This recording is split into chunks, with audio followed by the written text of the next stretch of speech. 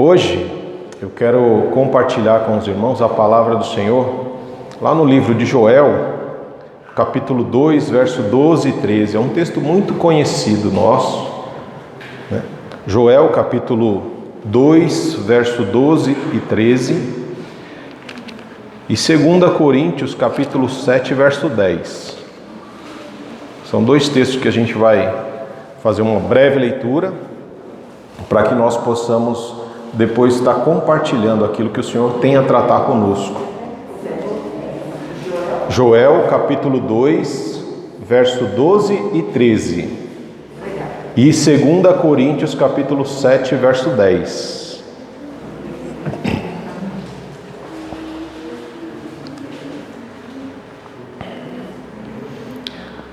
Em Joel, uma chamada ao arrependimento, né? Como eu comentei com os irmãos no começo, né? na ministração do louvor. Vamos falar hoje sobre o verdadeiro arrependimento. Em Joel, a palavra do Senhor nos diz que: agora, porém, declara o Senhor, voltem-se para mim de todo o coração, com jejum, lamento e pranto. Rasguem o coração e não as vestes.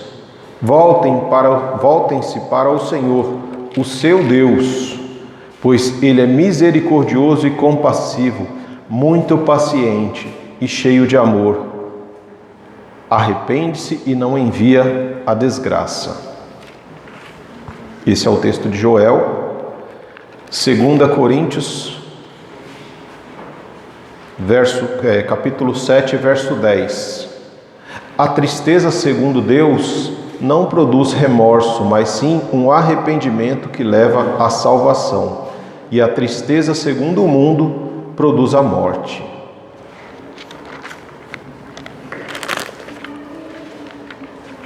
Esses são os textos da palavra de Deus.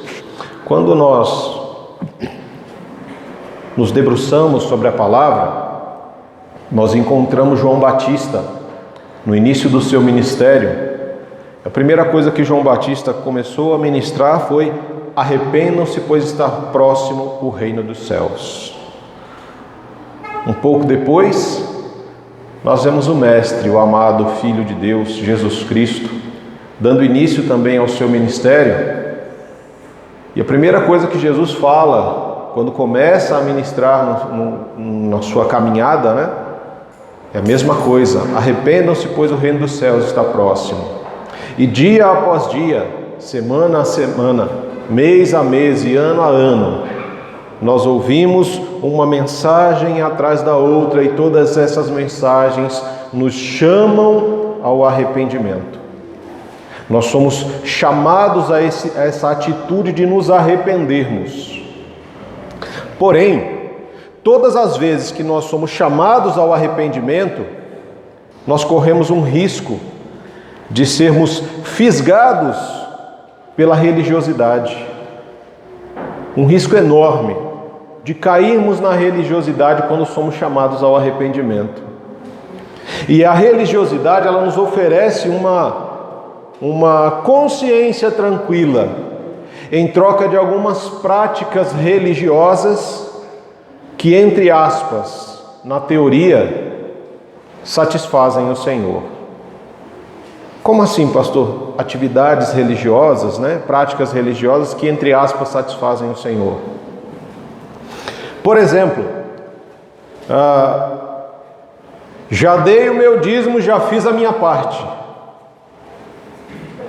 Já dei a minha oferta para missões, então não tenho mais nada para fazer. Acabou. Já estou com a minha consciência tranquila. Por quê? Porque eu já dei a minha oferta para missões.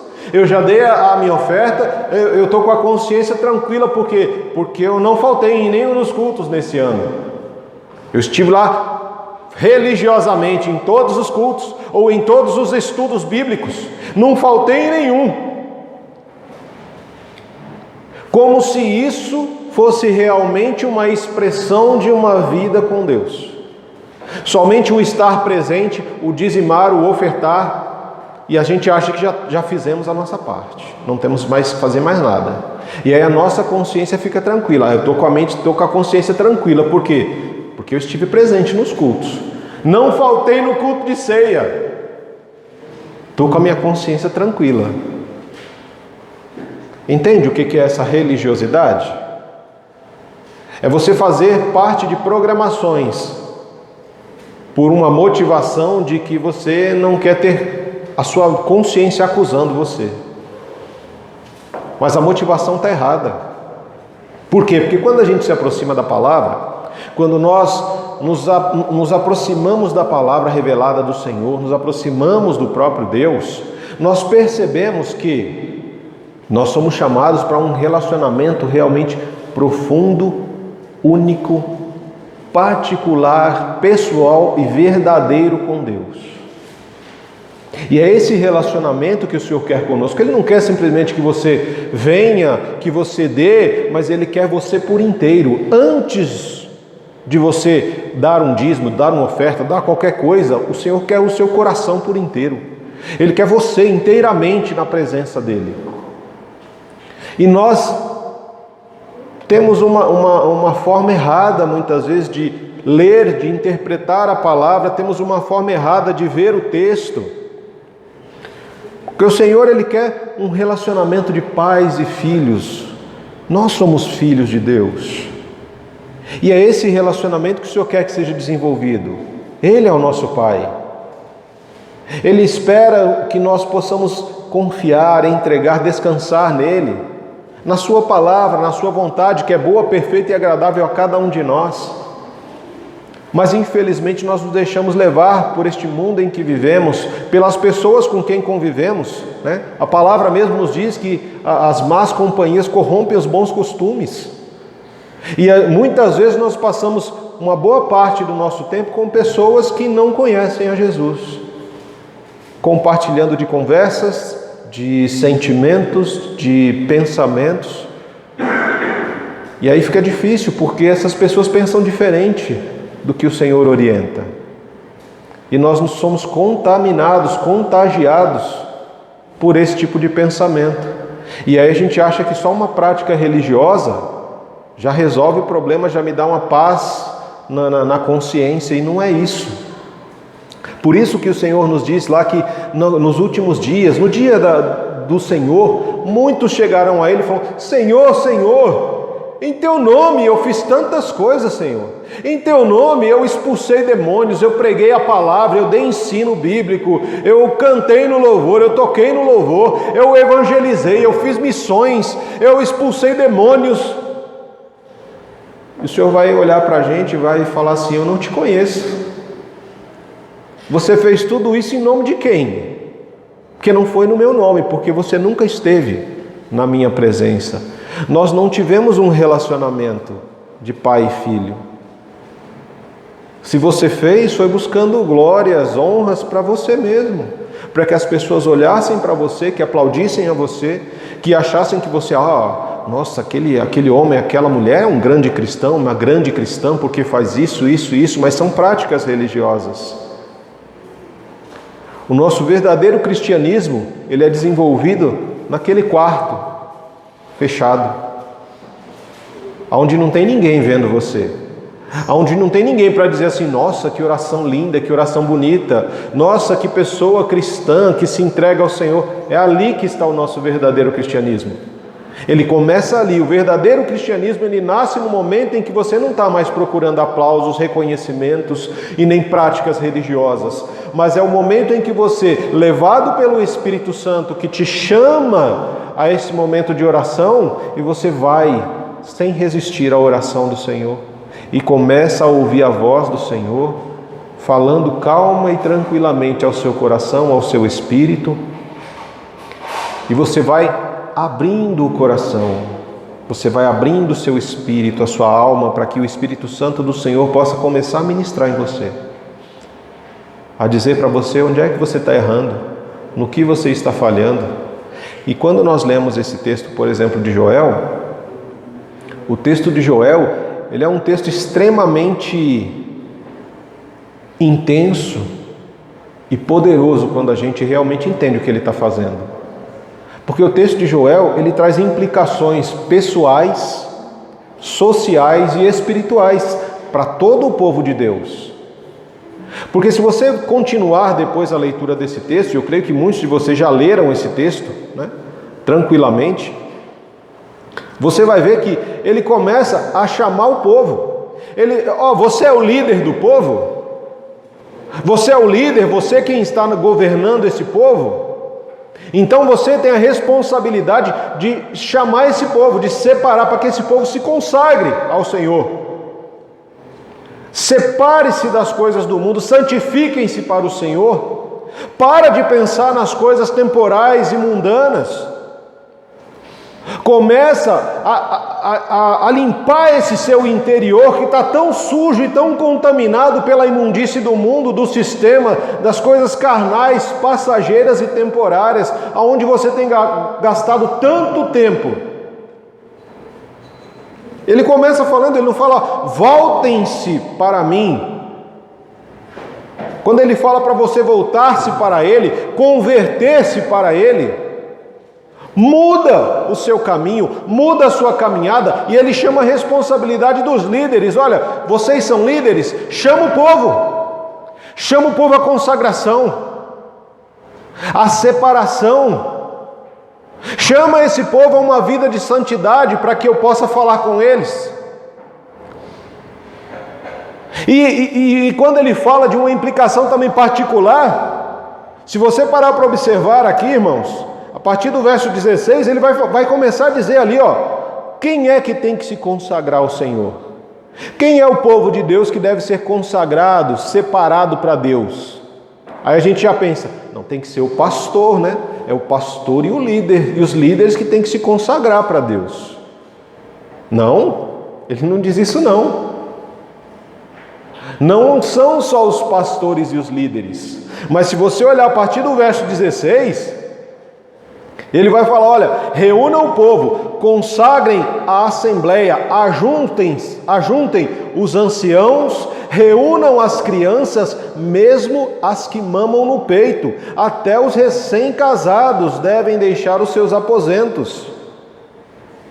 Então quem é que tem que ter uma vida consagrada ao Senhor? Desde o recém-nascido, desde aquele que ainda mama no peito, até o ancião, todos devem ter uma vida consagrada ao Senhor. Toda a família deve ter uma vida de consagração. Para quê? Jejum, oração, lamento, pranto. Sacerdotes, pastores devem interceder, devem chamar também o povo à oração, ao estudo correto, verdadeiro da palavra, a uma separação do mundo. E quando a gente fala, né, nessa questão de separar, de consagrar, o Senhor é muito claro. Ele não quer só que você separe tempo, Ele não quer que você separe valores financeiros, Ele não quer só que você separe de repente algumas horinhas para orar. Eu vou separar então, pastor, eu orava 5 minutos, eu vou começar a separar agora meia hora para orar. Crente picareta, né? Mas ele fala para nós claramente, eu não quero só uma parte, eu não quero só uma parte da sua vida, eu não quero só uma parte dos seus bens materiais, eu não quero só uma parte do seu tempo, eu quero você de todo o coração, eu quero você completamente consagrado a mim, eu quero tudo o que você tem, porque tudo o que você tem já é meu. É isso que o Senhor está dizendo para nós. Voltem-se, convertam ao Senhor de todo o coração. E quando ele fala de todo o coração, amados, ele não está falando simplesmente do órgão coração. Quando a Bíblia se refere a coração, ele fala de tudo o que existe em nós. Todas as nossas emoções, todas as nossas afeições, toda a nossa capacidade de raciocinar. Ele fala de algo completo. Por quê? Porque quando você está passando por dificuldades, quando você está passando por lutas, aí você sente dor de cabeça em alguns momentos, você sente borboletas no estômago, você sente gastrite, dor de estômago, você sente depressão. Todas essas coisas não vão afetar o órgão coração. vão afetar outros órgãos. Por isso que quando a Bíblia se refere a coração, ela fala de tudo o que existe em nós.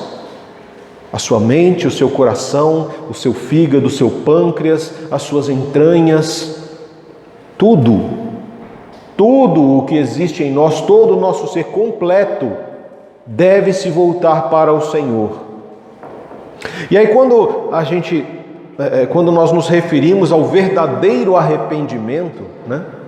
Aí você pode perguntar, então tem um falso arrependimento? Não necessariamente um falso arrependimento, mas o texto de 2 Coríntios, ele fala que a tristeza, quando ela vem do Senhor, ela produz arrependimento, que gera vida. Agora, quando a tristeza ela vem do mundo, ela gera não arrependimento, mas um remorso. E o remorso nos leva à morte.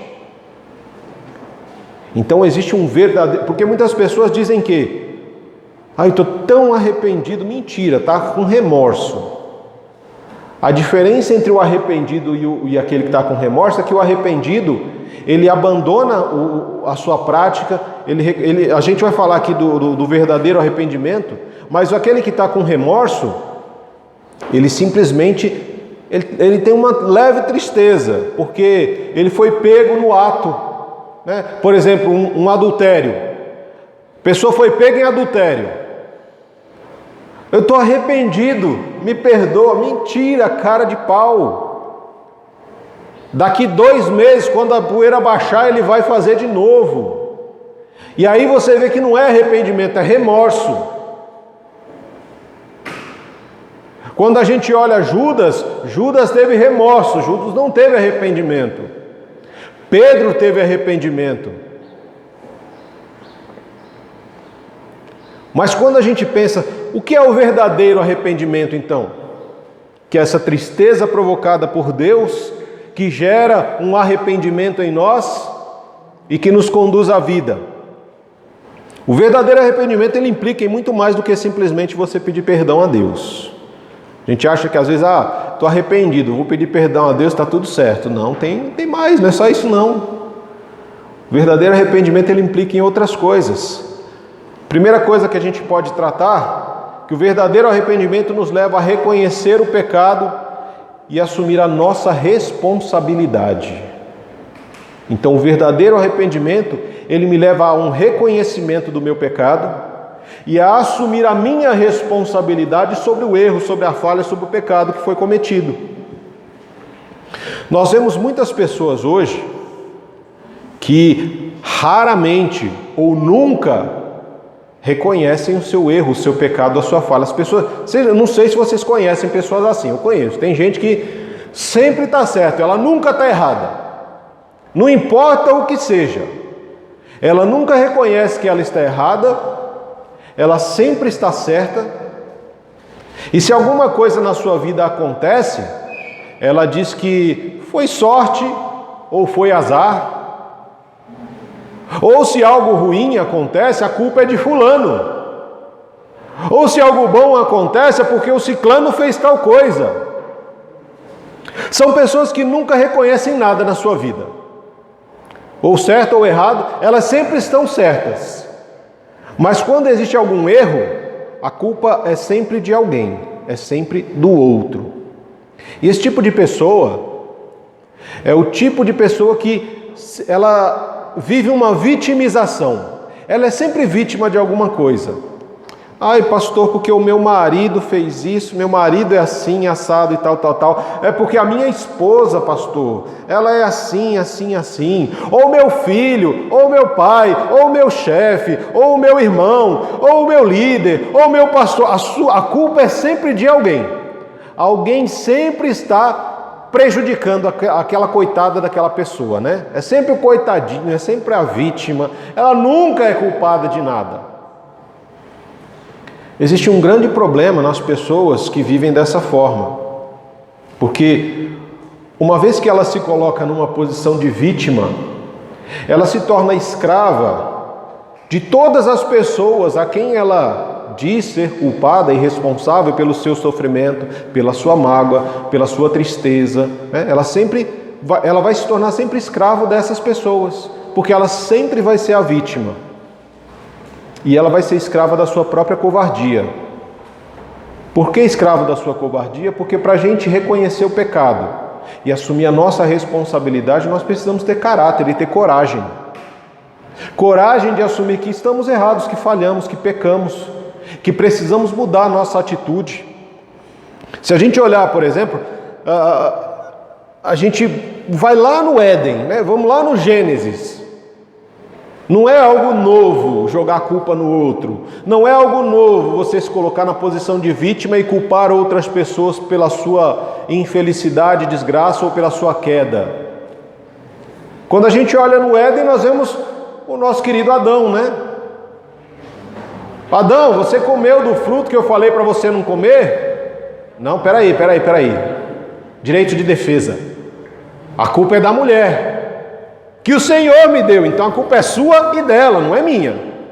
Eu só comi. O culpado é o Senhor, porque eu estava bem sozinho. Se eu for inventar de arrumar uma mulher para mim, aí ó, o que deu? A culpa é sua e a culpa é dela. Eu sou uma vítima nessa situação. Aí Deus vai perguntar para a mulher, né? O que você fez, mulher? Opa, direito de defesa. Não, a culpa não foi minha, Senhor. A culpa foi da serpente que me enganou. Eu sou uma vítima nessa situação. Eu não tenho culpa, a culpa é da serpente. Aí, isso é um casal. Aí o que acontece? O casal vai mostrar isso para os filhos. Porque se você olhar em Gênesis 4, Deus vem falar com Caim. Deus tinha avisado, olha, o pecado está à sua porta. Você não pode deixar ele entrar, cabe a você, a responsabilidade é sua, de não deixar ele te dominar. Mas aí o que ele fez? Ele abriu espaço, deixou o pecado entrar, matou o irmão, e aí quando Deus vem perguntar para ele, onde é que está o teu irmão, hein, Caim? Espera aí, Senhor. Eu não tenho responsabilidade nenhuma sobre ele, não. Cada um por si, Deus por todos. Cada um com seus problemas. O problema dele é dele, o meu é meu. Ele não confessa, ele não reconhece que tinha matado o seu irmão. Ele não reconhece o seu pecado. Ele simplesmente trata com zombaria a pergunta de Deus. Eu não tenho responsabilidade sobre o irmão. O problema dele, eu não sei lá onde é que ele anda, o que ele está fazendo. Mentira, ele sabia sim. Quando a gente olha um pouco à frente, ainda vemos lá em 1 Samuel no capítulo 15, quando Samuel denuncia Saul por não obedecer ao Senhor, por desobedecer às ordens de Deus. E qual foi a resposta de Saul? Foi uma mentira. Ele mentiu para encobrir o seu mau comportamento. Então nós fazemos tantas coisas para encobrir o nosso pecado, e a gente tem que entender uma coisa, amados. O pecado, ele não pode ser tratado de uma forma genérica, né? Nós gostamos de tratar o pecado como se fosse um medicamento ou uma doença genérica. Quando a gente chega no momento da oração, a gente tem uma prática, muitos de nós temos uma prática extremamente errada na oração, né? Senhor, me perdoa por qualquer pecado que eu possa ter cometido contra o Senhor ou contra o meu irmão, né? Genérico.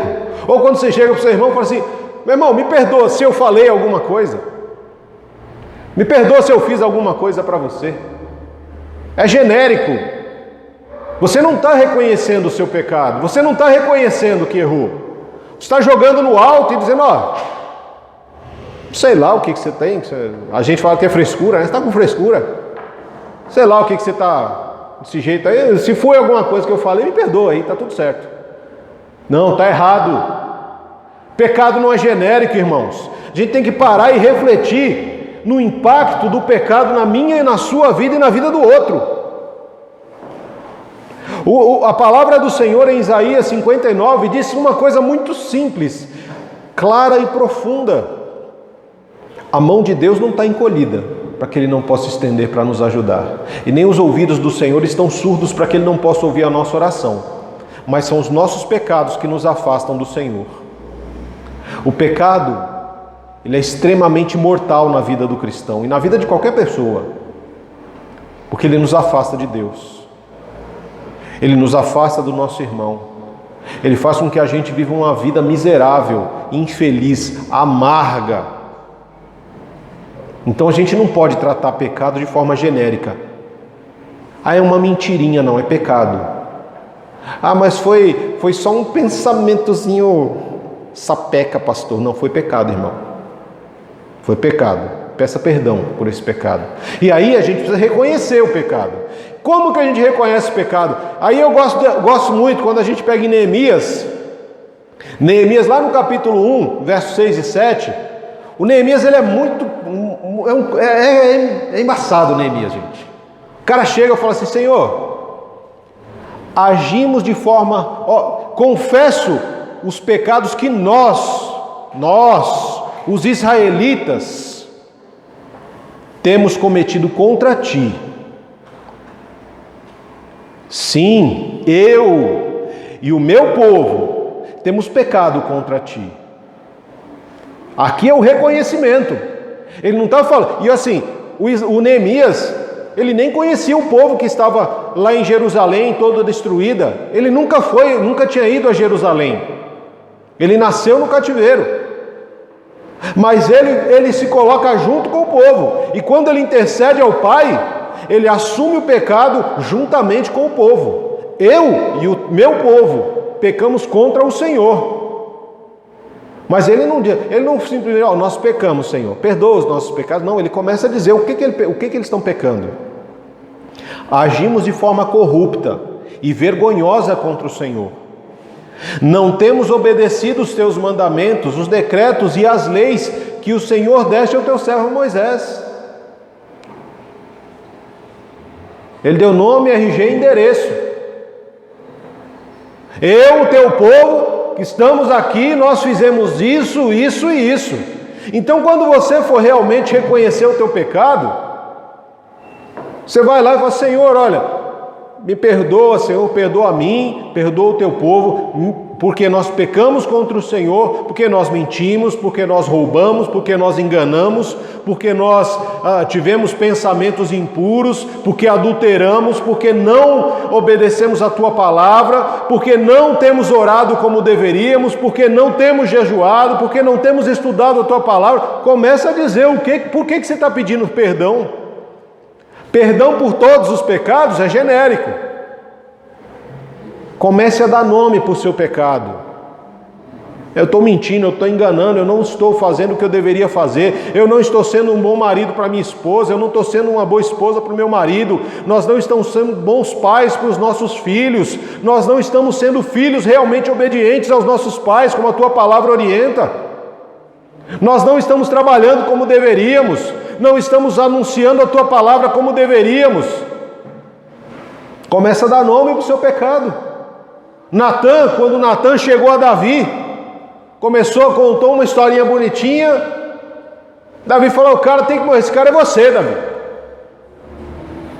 Davi não arrumou desculpa. Davi não ficou inventando, não, mas peraí, foi a mulher lá que...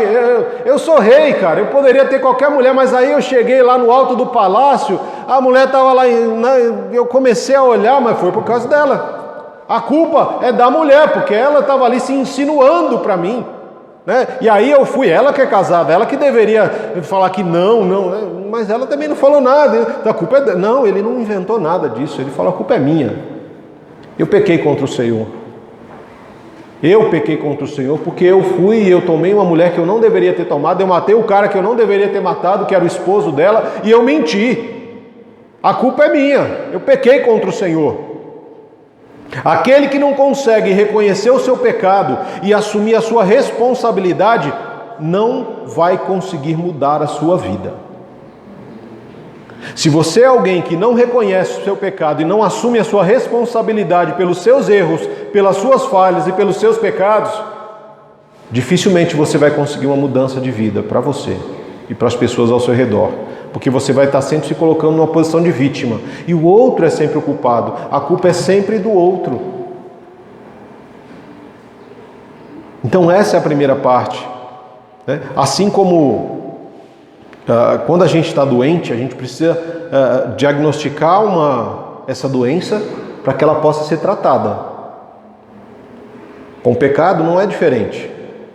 Eu preciso reconhecer que é pecado, eu preciso assumir a minha responsabilidade nisso, para que possa haver realmente um tratamento, para que a gente possa começar esse tratamento.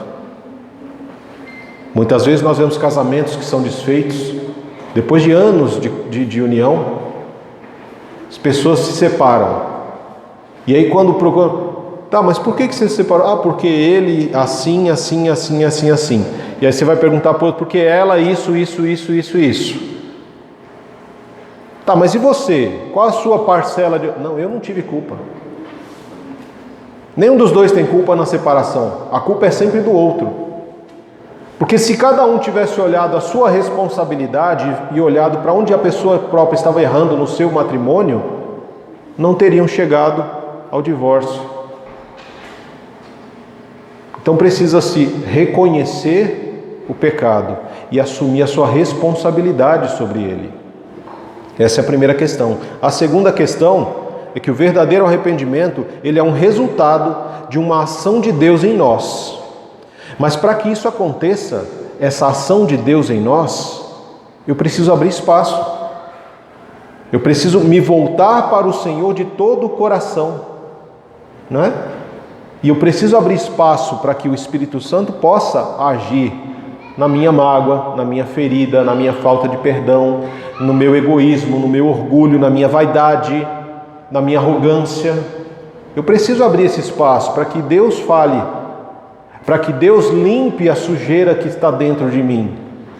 Eu vivo muitas vezes contaminado pela sujeira do mundo, porque eu ouço muitas coisas, músicas do mundo, ouço programas do mundo, eu gasto muito tempo com as coisas do mundo, eu não tenho tempo para orar, eu não tenho tempo para consagrar a minha vida, eu não tenho tempo para estudar e ler a palavra, eu não tenho tempo para ter comunhão com meu irmão, mas eu tenho tempo sim para passar muitas horas ouvindo coisas que não deveria, vendo coisas que não deveria, e isso vai enchendo, vai afetando o meu espírito, vai enchendo a minha alma de sujeira, de podridão, a minha forma de falar vai mudando.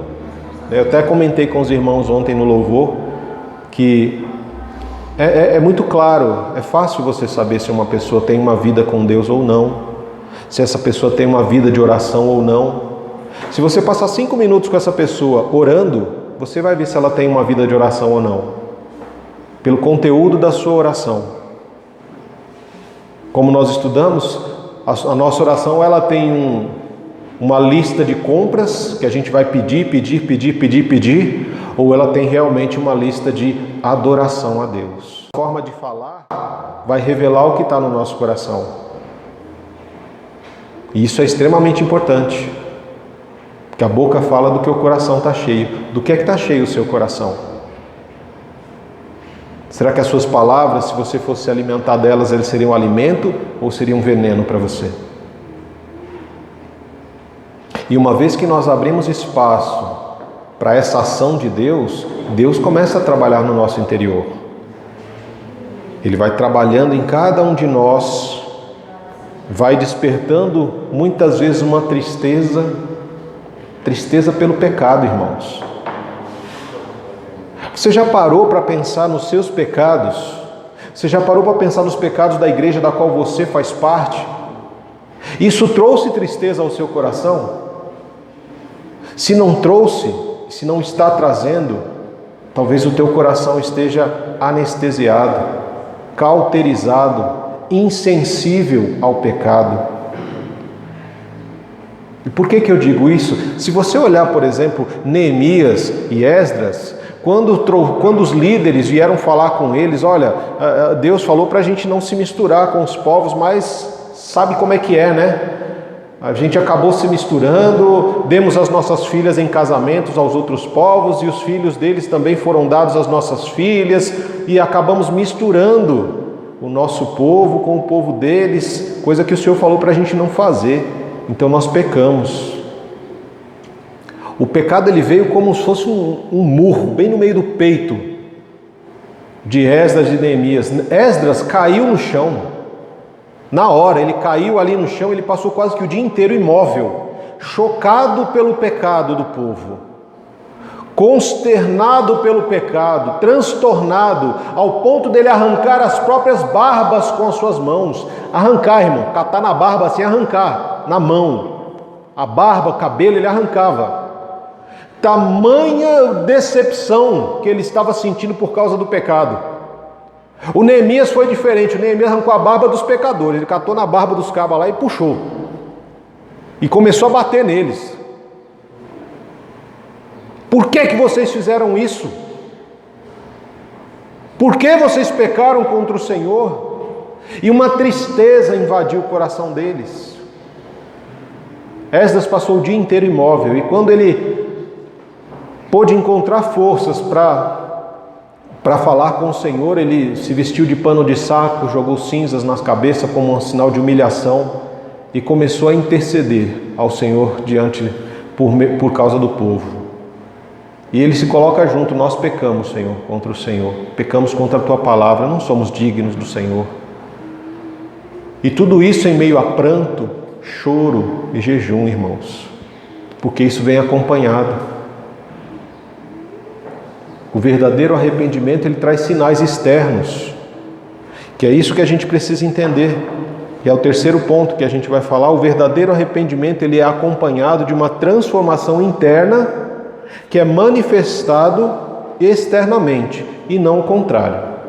O que eu quero dizer com isso? Às vezes as pessoas, elas vêm à igreja e falam assim: agora eu sou crente, eu vou parar de beber, eu vou parar de fumar. Ela está falando de um comportamento que ela tem. Então ela acha que se ela parar de beber, ou de fumar, ou de mentir, isso vai parar, porque ela está deixando de fazer. Ela tomou uma decisão que ela vai deixar de fazer.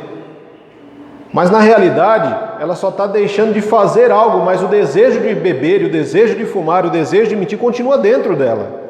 Então não é porque ela disse que vai deixar de fazer, que aquilo vai transformar o seu coração, o seu interior. Não vai. Ela vai continuar tendo o desejo de beber, de fumar, de mentir, e a primeira situação complicada que ela enfrentar, ela vai correr para o vício novamente. Porque não houve uma transformação no coração. Não foi uma mudança interna provocada pelo poder do Espírito Santo. Lembra que o 2 é o resultado da ação de Deus em nós? Quando o jardineiro começa a mexer no jardim, ele vai arrancando as ervas daninhas. Coisas que você adorava fazer, gostava demais, mas aquilo não é bom.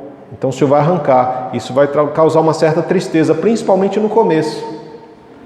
Aí as pessoas falam assim: não vou para a igreja não, porque se eu vou para a igreja eu vou ter que parar de beber, vou ter que parar de fumar, vou ter que parar de ir para a balada, vou ter que parar de não sei o quê.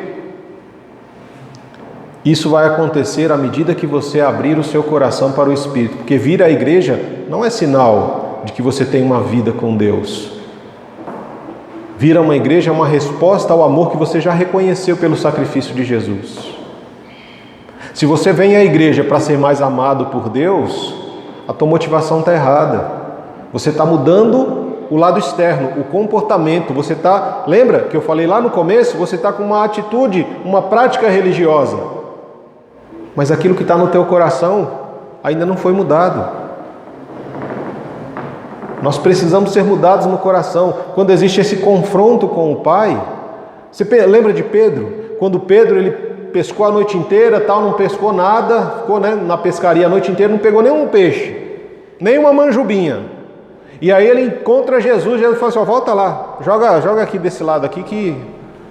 mas você está de brincadeira, cara. Eu sou pescador, eu vivo disso aqui, eu fiz a noite inteira e não rolou. Mas vai lá. Aí Pedro vai e joga. Quando ele viu aquele monte de peixe, ele cai. Senhor, afasta-te de mim, porque eu sou indigno da tua presença. Ele tem a consciência do pecado. Todas as pessoas que têm a consciência do pecado, do seu pecado e do pecado coletivo, compreendem que uma mudança, uma transformação interna, ela só pode acontecer por meio da ação de Deus. É o Espírito Santo do Senhor que vai fazer essa transformação. E uma vez que o Senhor vai arrancando as ervas daninhas do jardim da nossa alma, do nosso coração, aquilo vai gerar uma certa tristeza, vai nos fazer olhar para trás e aí a gente fala assim: poxa, quantas coisas erradas eu fiz, quantas atitudes erradas eu tomei. Poxa, eu deveria ter ido, eu deveria ter falado, eu deveria ter me prontificado a ajudar, mas eu não fiz, porque eu estava pensando em mim mesmo. E isso traz arrependimento a cada um de nós. E esse arrependimento, ele vai gerar tristeza. Mas à medida que o jardineiro está cuidando do jardim da nossa alma, ele está tirando coisas ruins, está nos fazendo lembrar de coisas que nós deveríamos ter feito de outro jeito, de outra forma. E ele começa a plantar árvores tão perfeitas, árvores como a árvore da vida, que começa a gerar fruto em nós. Frutos como nós encontramos em Gálatas, no capítulo 5, verso 22, quando ele fala ali a respeito do amor, da alegria, da paz, da paciência, da amabilidade, da fidelidade, da mansidão e do domínio próprio. São coisas que começam a crescer dentro de cada um de nós, que vão refletir no nosso externo, na nossa forma de falar, nas nossas atitudes. Então foi algo que Deus fez em nós, lá dentro, que transbordou. Não é algo que nós decidimos fazer e que vai mudar lá dentro porque a gente não consegue. Assim como a palavra diz que uma zebra ela não pode mudar a cor das suas listras, nem o leopardo pode mudar as cores das suas pintas. Ou eu não quero mais ser um leopardo, não quero mais pintas no corpo, eu quero ser lisinho. Ele não pode fazer isso. Assim também nós não temos poder algum para dizer, olha, eu não vou fazer mais isso porque isso é pecado, e aí eu decido e beleza. Não, eu tenho que me voltar para o Senhor. Eu tenho que buscar o Senhor. Eu tenho que fazer realmente essa caminhada de entrega ao Senhor. E para nós, né? Às vezes a gente ouve tudo isso quando a palavra é ministrada e a gente pensa assim, tá, então qual que é o melhor momento para eu me arrepender, né? Você já parou para pensar nisso? Quando é que eu devo me arrepender então? E eu fui buscar isso aí também. As pessoas às vezes perguntam, pastor, quando que eu devo me arrepender? A gente sempre fala, todo dia. Mas todo dia, pastor? Mas eu encontrei uma outra fala. A cultura judaica, eles dizem que os rabinos, né, os mestres da lei, eles diziam que você deve se arrepender um dia antes da sua morte. É o melhor dia para você se arrepender, é um dia antes da sua morte. Aí você fica, um dia antes da minha morte? O melhor dia para você se arrepender é um dia antes da sua morte. Mas pastor, quem é que sabe quando é que vai morrer? Não é? Então hoje é um bom dia para você se arrepender. Vai que você morre amanhã. E se você for pensar desse jeito, o que vai acontecer? Você vai se arrepender todos os dias, porque você nunca vai saber quando vai ser o último dia. Quando é que você vai morrer? Então o melhor dia que você tem para se arrepender é um dia antes da sua morte. Como você não sabe quando isso vai acontecer, então todos os dias você tem a oportunidade de se arrepender. E é interessante que essa vantagem, né, de se arrepender um dia antes da morte, ela vai impedir que você se envolva em pecados muito mais sérios. Por quê? Porque normalmente o que acontece? Quando você comete uma falha ou um pecado uma vez, duas vezes, a tua consciência vai te acusar. Ela vai dizer, olha, isso aqui não convém, isso aqui está errado. Isso que você está falando não é uma fala de um cristão, essa atitude sua não é uma atitude de um cristão. Na primeira e na segunda vez. A partir da terceira vez que você faz a mesma coisa, isso já começa a criar um hábito na sua mente. E aí já é algo que você faz sem perceber. Você falou palavrão uma vez, o Espírito vai dizer, isso aí não convém, você é um cristão, você é um homem, você é uma mulher de Deus, isso não convém ser dito por você. Você falou uma segunda, o Espírito continua ali, na sua consciência. A partir da terceira vez, já virou um hábito. Aí você começa a falar que você já nem percebe.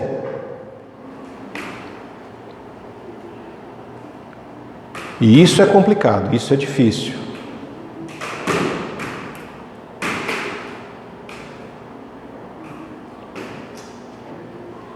Por isso que é tão importante nós buscarmos esse arrependimento um dia antes da morte. Por quê? Faça o seguinte exercício. Quando você estiver na sua casa hoje à noite, procura um momento para ficar sozinho, em silêncio. Eu gosto de silêncio, né? Sozinho em silêncio, por quê? Fique ali, comece a refletir sobre o seu dia. Pega uma caneta e um papel e comece a escrever tudo o que você se lembrar que você fez de bom. Pensamentos, atitudes, e tudo o que você se lembrar que você fez de mal. Pensamentos, atitudes, palavras. Faça uma lista dessas coisas. Depois olhe essa lista. Agradeça ao Senhor por tudo que você fez, pensou e falou de bom. Porque todas essas coisas não vêm de você, isso vem do Senhor. É o Espírito Santo de Deus que fez isso através da sua vida. Olha tudo que você fez, falou e pensou de ruim, de mal. Peça perdão ao Senhor por cada uma dessas coisas. Senhor, perdoa porque eu falei essa palavra, perdoa porque eu tive esse pensamento, me perdoa porque eu agi dessa forma com aquela pessoa. Porque isso vem de você, de cada um de nós. Porque isso faz parte da nossa natureza caída e pecadora. E aí, quando você fizer essa lista das coisas boas e das coisas ruins, pense no dia de amanhã. Não vá praticar mais essas coisas que você viu que eram ruins.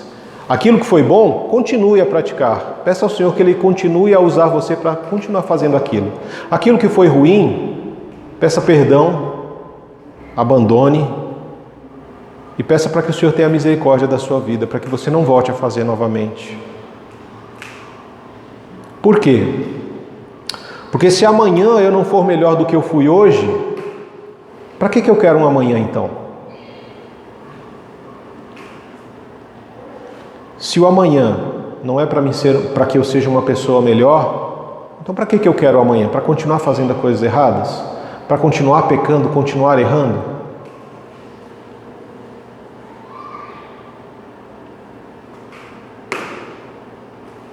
Amém? Reflitam sobre isso. O verdadeiro arrependimento. O verdadeiro arrependimento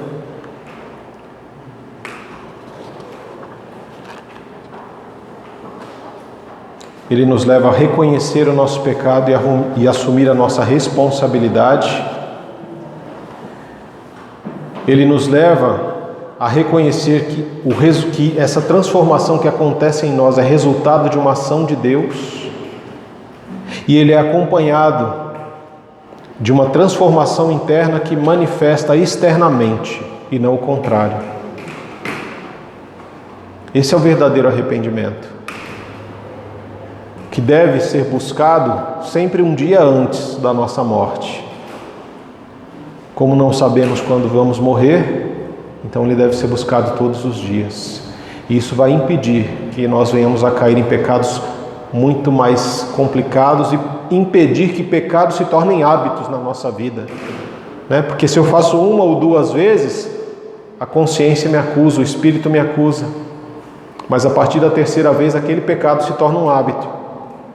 Se eu não fizer essa lista que eu falei para você, se eu não fizer essa autoavaliação minha de coisas boas e coisas ruins, abandonando as coisas ruins, pedindo misericórdia ao Senhor, para que amanhã eu seja uma pessoa melhor do que eu fui hoje. Porque se não for esse o objetivo, eu não preciso então ter o amanhã. Vamos orar?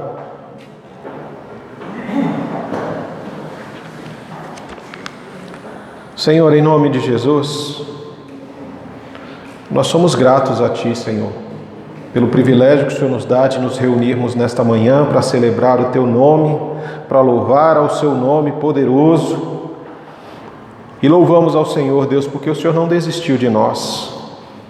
A Tua palavra continua sendo ministrada, a chamada ao arrependimento continua sendo verdadeira e constante, o Senhor continua chamando o Teu povo a uma real conversão, a voltar-se para o Senhor, não apenas com palavras, não apenas de formas externas, mas de todo o coração. O Senhor continua nos chamando a um arrependimento, porque o reino dos céus ele está próximo. A manifestação e a volta de Jesus, ela está cada vez mais próxima, e hoje o Senhor está mais próximo de voltar do que esteve ontem.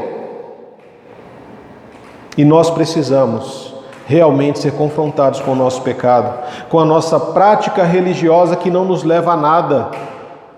Precisamos ser confrontados com uma palavra que transforma o nosso coração, transforma a nossa forma de pensar, de agir e de sentir, ó Deus.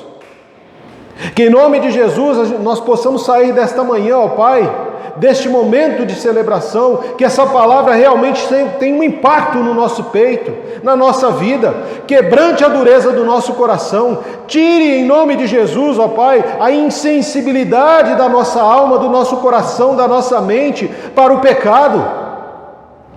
Que nós paremos, ó Deus, de pensar no pecado como algo genérico, mas que nós venhamos a dar nome ao pecado.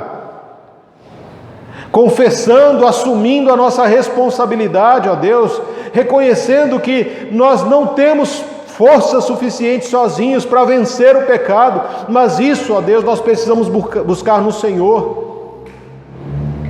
Porque é o Senhor quem vai nos dar força através do Teu Espírito Santo para limpar a sujeira do nosso coração e da nossa mente. É o Senhor que vai tirar toda a escuridão da nossa alma, brilhando como a estrela da manhã, Senhor, ressurgindo na nossa alma, nos dando vida, força, disposição e alegria no Senhor. Em nome de Jesus, Pai, coloca palavras nos nossos lábios, mas antes delas chegar aos nossos lábios, que ela esteja em nosso coração. Que o nosso coração esteja cheio do poder do Teu Espírito, que nós possamos buscar ser cheios do Teu Espírito, ao ponto de transbordar em palavras, em atitudes e pensamentos, bênção sobre a vida de outras pessoas, ao ponto de os outros olharem para cada um de nós e ver a pessoa de Jesus agindo em nós e através de nós. E assim o Teu nome seja glorificado, Deus. Nos ajuda, Pai, a sermos pessoas melhores a partir de uma análise da nossa própria motivação, entender o porquê que nós fazemos determinadas coisas, e se a motivação estiver errada, que nós possamos abandonar e buscar no Senhor a motivação correta para as nossas verdadeiras ações, que venham realmente a refletir o amor, a graça e a misericórdia do Senhor. Senhor, nós somos pequenos, falhos, miseráveis. Nós não temos força em nós mesmos para vencer o diabo, a carne, o pecado e muito menos o nosso ego. Mas nós clamamos pelo poder do Teu Espírito Santo, que nos ajude, que nos fortaleça nessa batalha, para que nós não venhamos a perdê-la, Senhor, para que não venhamos a envergonhar o Teu nome, para que não venhamos a dar mau testemunho do Senhor, mas que em nome de Jesus, Pai, o amor de Deus transborde em nós. A graça de Cristo realmente, Senhor, nos torne pessoas diferentes. E a comunhão e a consolação do Espírito Santo de Deus nos leve a fortalecer, edificar uma igreja realmente forte no Senhor, na Tua palavra, no poder do Teu Santo Espírito, para que o Teu nome seja glorificado em todos os lugares por onde os filhos de Deus andarem, que nós possamos ser luz em meio às trevas, para a glória do Teu santo nome. É assim que nós oramos em nome de Jesus. Amém. Amém e amém.